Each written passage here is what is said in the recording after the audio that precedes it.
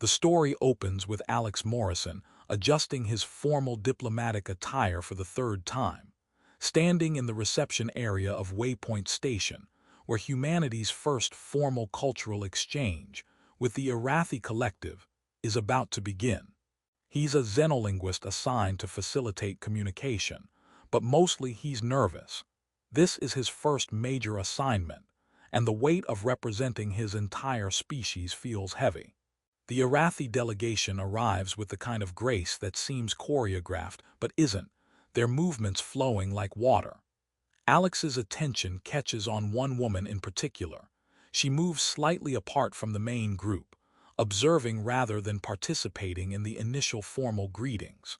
Her long, elegantly curved ears sweep back in what Alex's briefing materials described as attentive observation, and her eyes, a striking amber color, seem to take in everything with calm intelligence.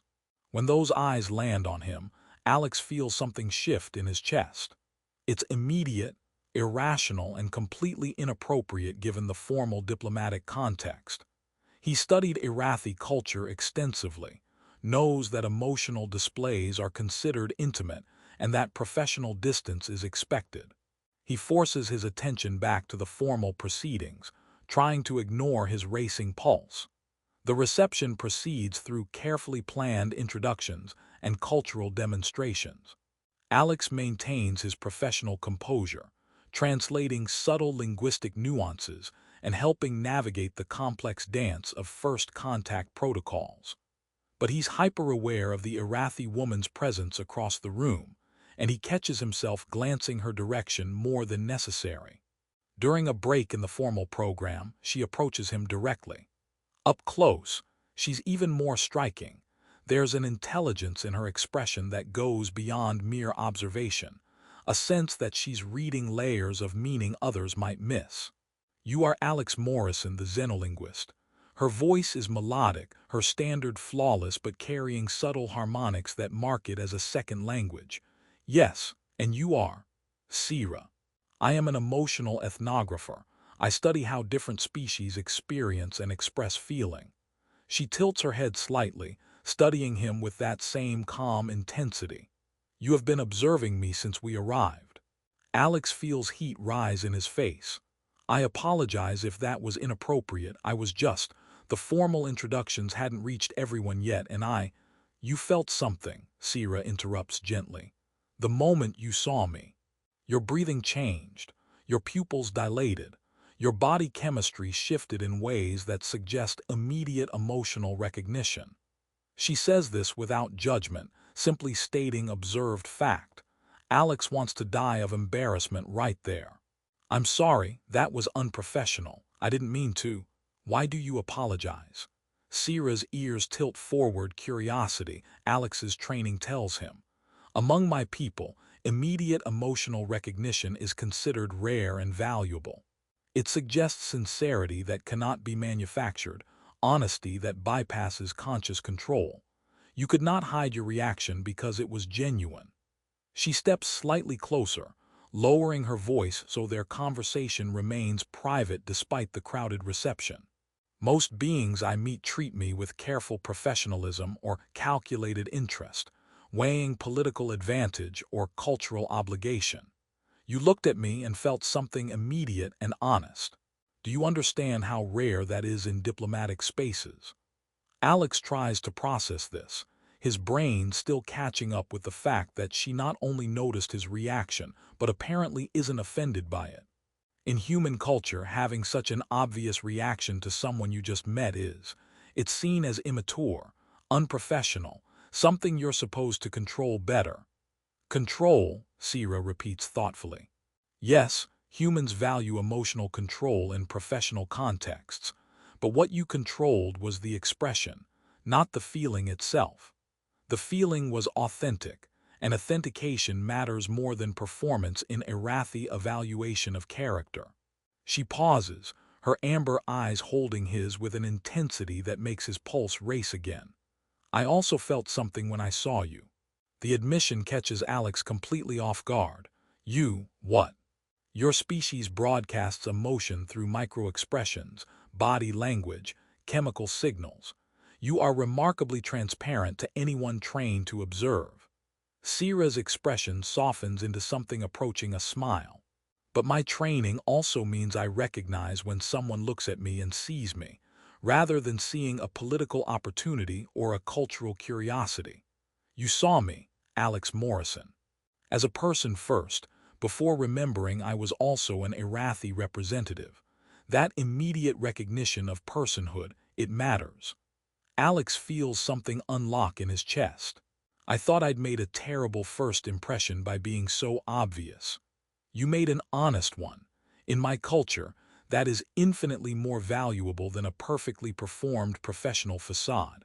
She glances around the reception, where other delegates are engaged in careful, calculated conversations. Everyone here is performing, measuring words, calculating responses, presenting carefully constructed versions of themselves.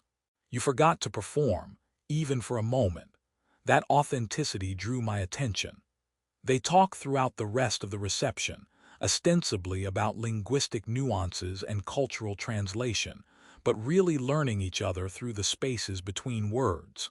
Alex discovers that Sira chose her field specifically because she wanted to understand how different species experience connection, how emotion transcends biology and culture.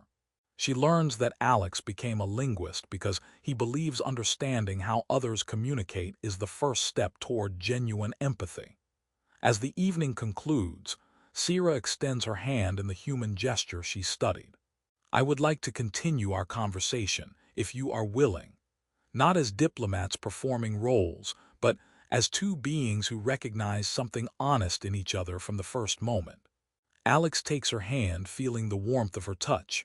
I'd like that, though I should warn you, I'm probably going to keep having obvious reactions to you. Apparently I'm terrible at hiding what I feel. Sira's smile broadens. Good. I prefer honesty to performance. And for what it matters, your obvious reactions tell me more truth than hours of careful diplomatic conversation ever could. Over the following weeks, as the cultural exchange program continues, Alex and Sira spend increasing time together, officially as cultural liaisons helping their respective peoples understand each other, unofficially as two people exploring a connection that started with unguarded honesty.